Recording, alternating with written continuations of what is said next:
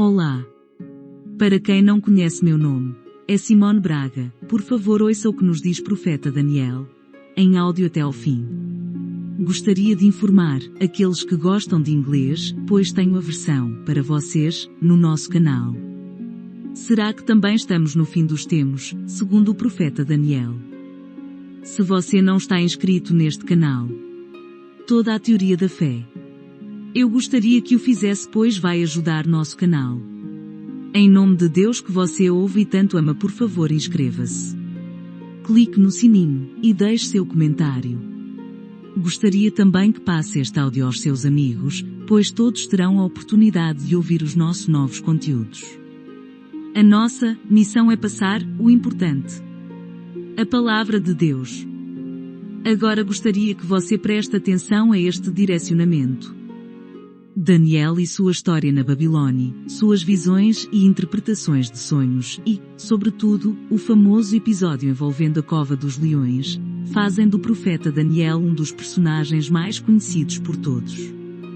Daniel foi um profeta, o quarto dos chamados grandes profetas e o personagem principal do livro de Daniel presente no Antigo Testamento. Nada se sabe de sua vida além do que é relatado no livro que leva seu nome. Sabemos que o profeta Daniel era um israelita de linha nobre e real, levado cativo de Judá para a Babilônia pelo rei Nabucodonosor, por volta de 605 AC, o terceiro ano do reinado de Joaquim, rei de Judá. Na Babilônia, junto com outros companheiros de qualidades semelhantes às dele, Daniel foi educado para o serviço no Império Babilônico, sendo educado na língua e na civilização dos caldeus.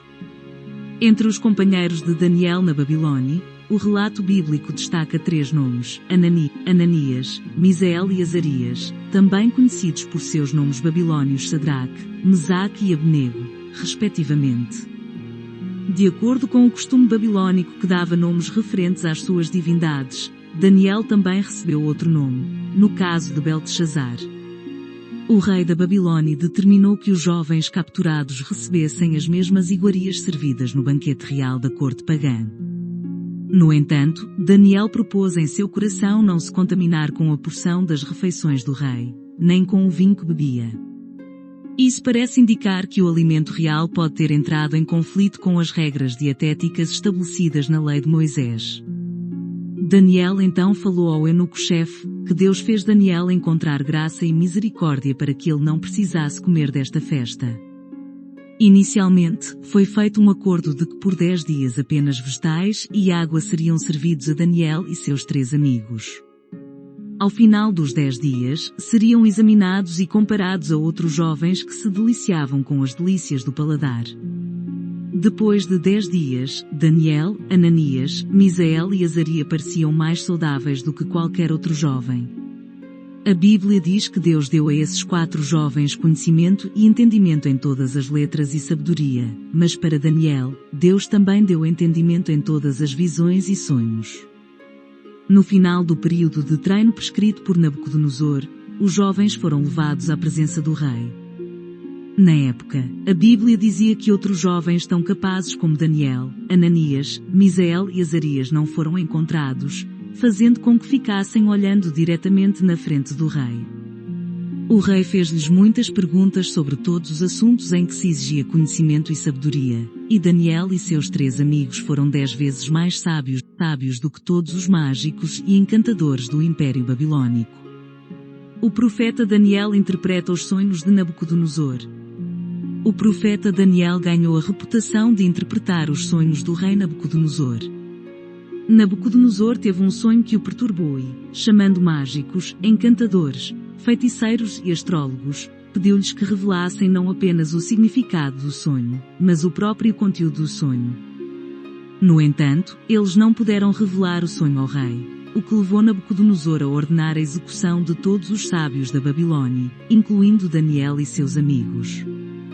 Ao saber disso, Daniel pediu demora em revelar ao rei o conteúdo do sonho e sua interpretação.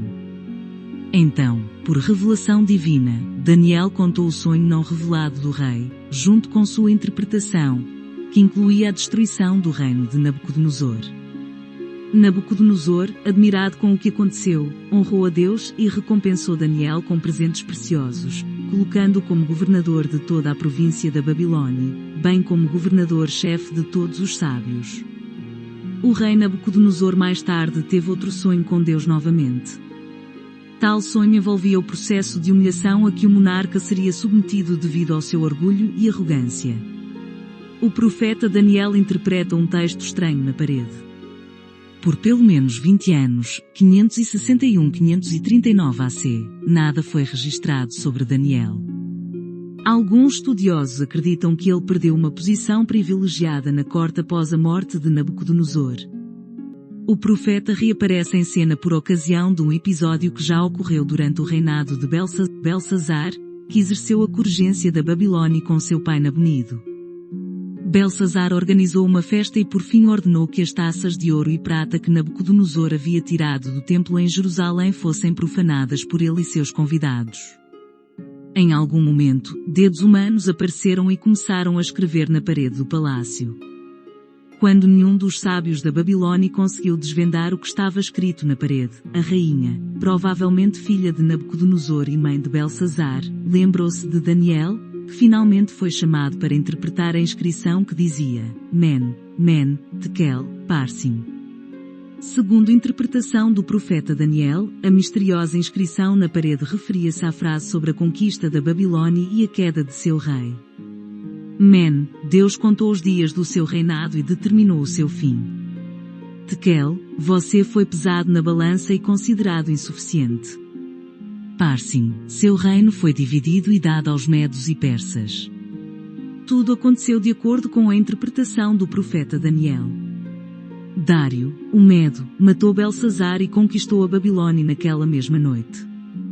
Embora não haja nenhuma referência extra-bíblica a uma figura do Medo chamada Dário, estudiosos importantes consideram que Dário mencionado no livro de Daniel é o governador da Babilônia durante o reinado de Ciro, identificado como Góbrias. Quando Dário tomou a Babilônia, ele rapidamente reconheceu a habilidade do profeta Daniel.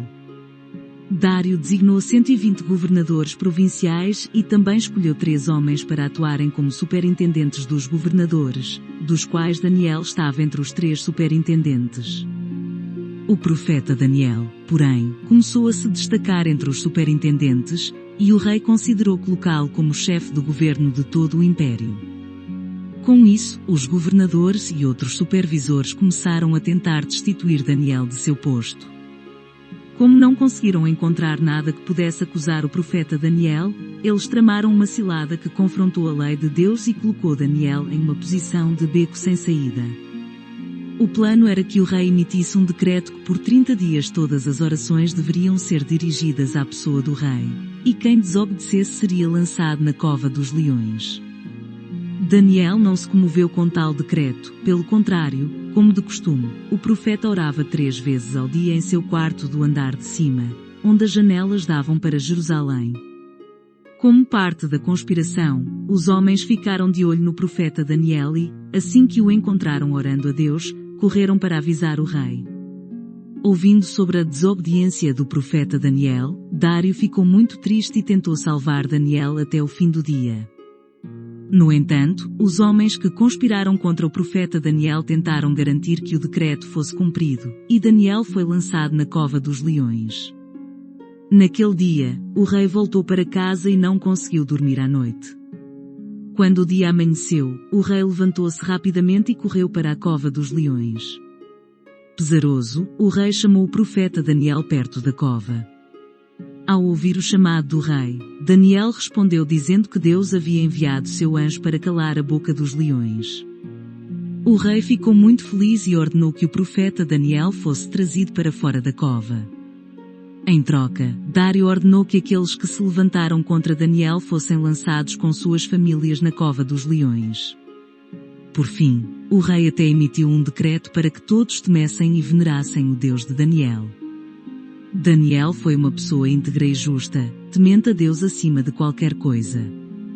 Ele nunca aceitou se corromper, por maior que fosse o tesouro que lhe oferecesse.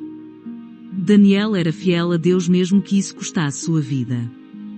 Ele também nos mostrou como é possível buscar a Deus mesmo em uma terra estranha e mergulhada no paganismo. Agora repita comigo: glória a Deus, amém.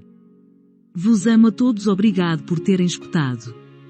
Em nome de Deus, por favor, inscreva-se no canal. Bem-aja.